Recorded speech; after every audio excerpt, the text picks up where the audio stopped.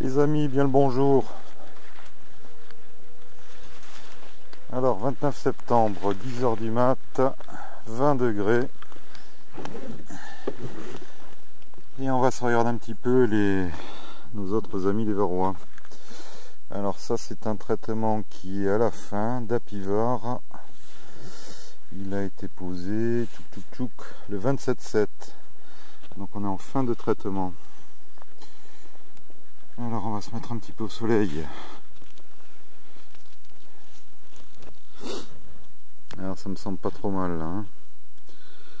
Alors là j'en ai un ici qui est raide, hein.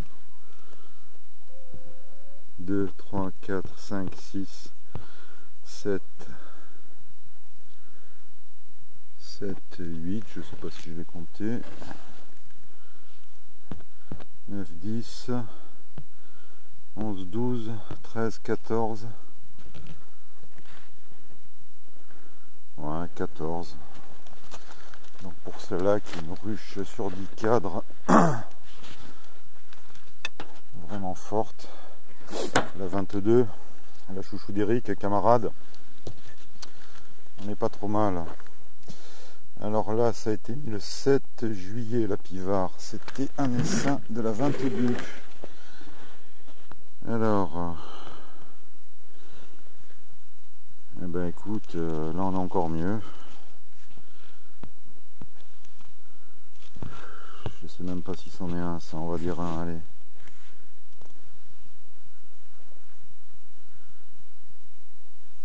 Bah écoute, j'en ai vu qu'un.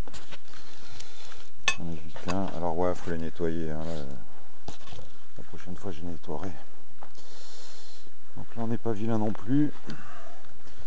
Après j'en avais mis sur ça qui est un essaim aussi. Ah bah c'est les petits essaims de Caucasian les gars. Donc là 1 comme tu peux voir, 2, 3, ouais 3. Très correct aussi.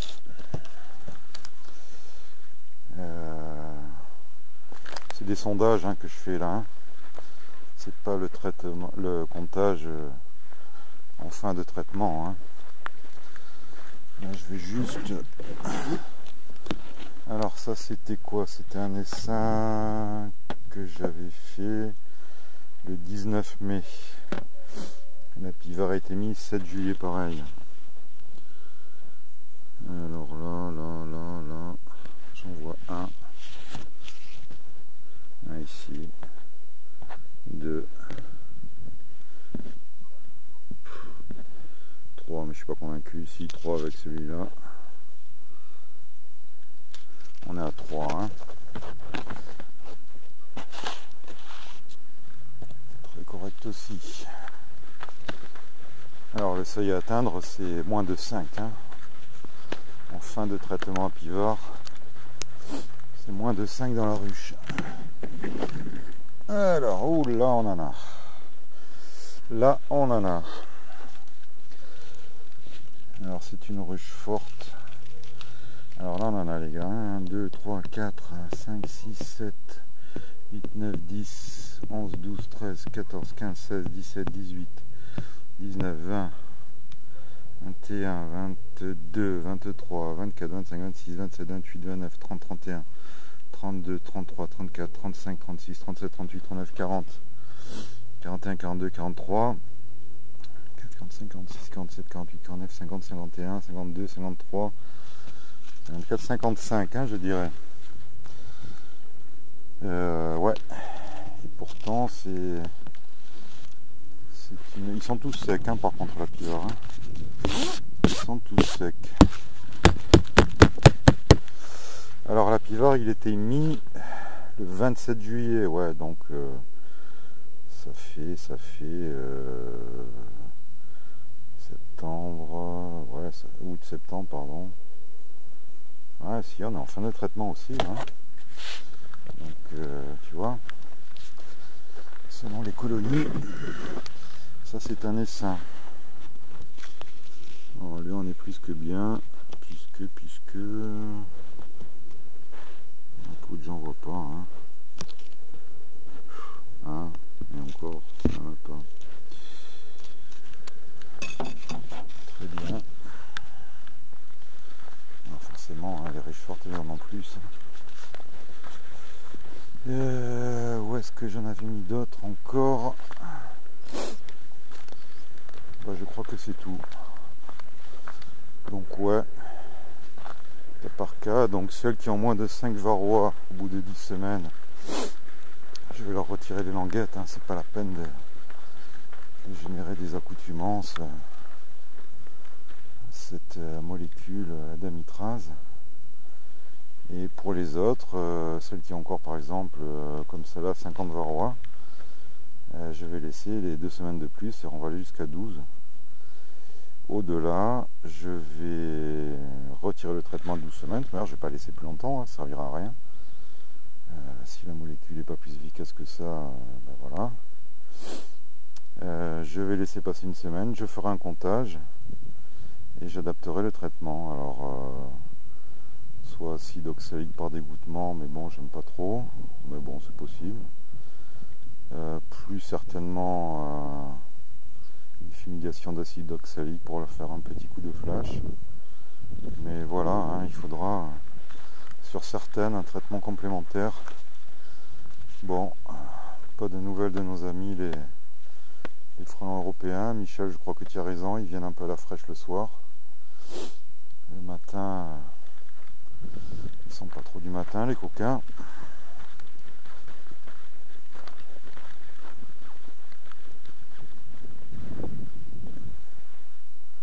Voilà, hein, quoi dire de plus? On n'est pas bien là? Alors ouais, si, hier soir, je vous ai dit que la 22 n'était pas attaquée. C'est pas qu'elle n'est pas attaquée, c'est qu'il y a des attaques vraiment surprises.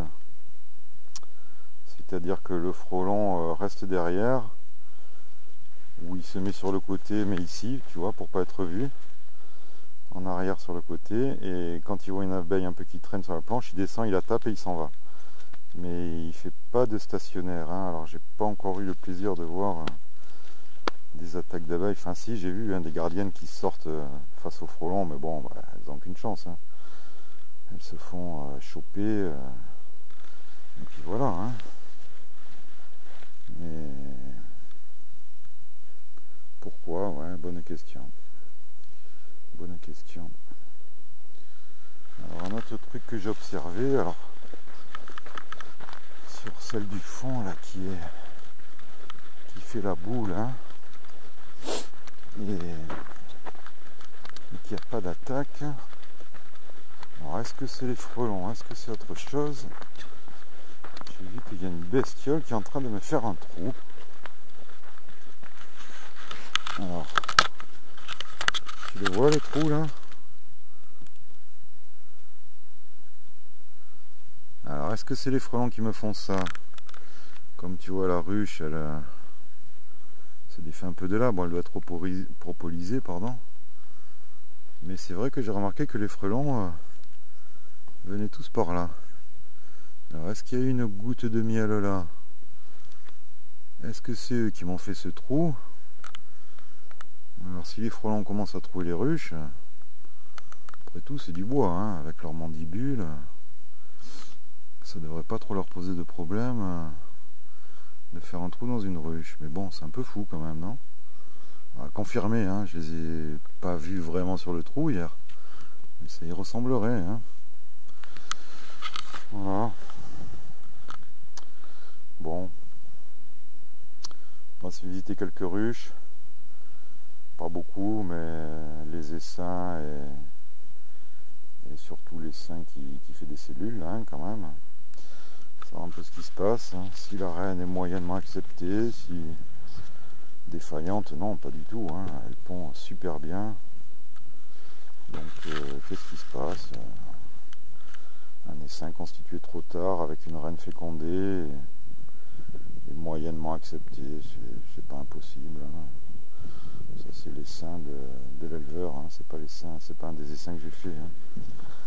Moi à la finale j'ai eu ouais, pas mal chance et beaucoup de réussite, ou l'inverse, je sais pas, mais tout s'est plutôt bien passé, à part une reine qui est née, mais qui a jamais pondu, parce qu'elle a jamais été fécondée, elle était molle. Mais bon, tout s'est pas trop mal passé, quoi. Voilà. Sachant qu'une division, c'est pas toujours du 100%, mais on en est quand même pas loin. Hein. Bon, ceux qui élèvent des rennes, c'est bien aussi. Hein. Je crois que tôt ou tard je m'y mettrai. Tiens, si j'en vois un de frelon là, con. J'en vois un là, tu vois, qui rôde. Alors j'ai pas ma petite raquette. On va se faire ça. Voilà le cadre. Mais il se méfie quand même. Hein. Il se méfie. Ouais, il y a quand même beaucoup plus d'abeilles sur la planche d'envol que d'habitude. Hein.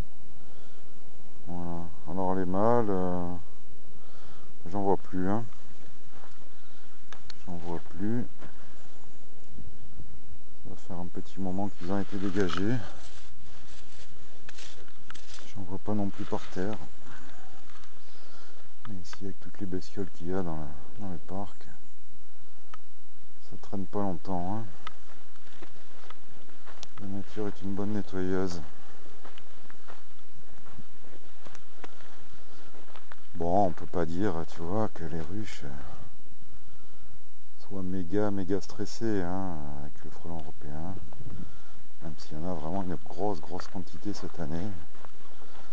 Alors je vais faire un piégeage printanier un peu plus assidu. C'est vrai que cette année,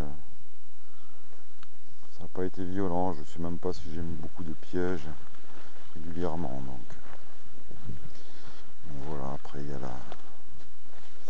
l'école de ceux qui disent que le frelon européen éloigne le frelon asiatique. Alors, toujours un peu partagé, hein. Il ne s'agit pas de les éradiquer, de se retrouver avec des asiatiques.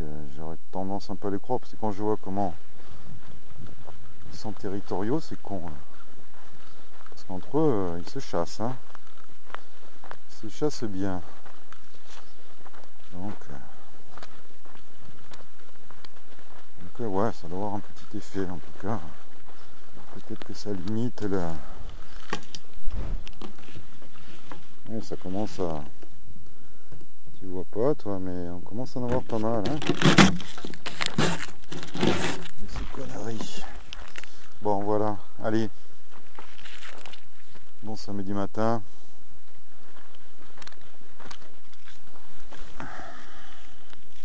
Et ouais, le plastique, il y en a de partout.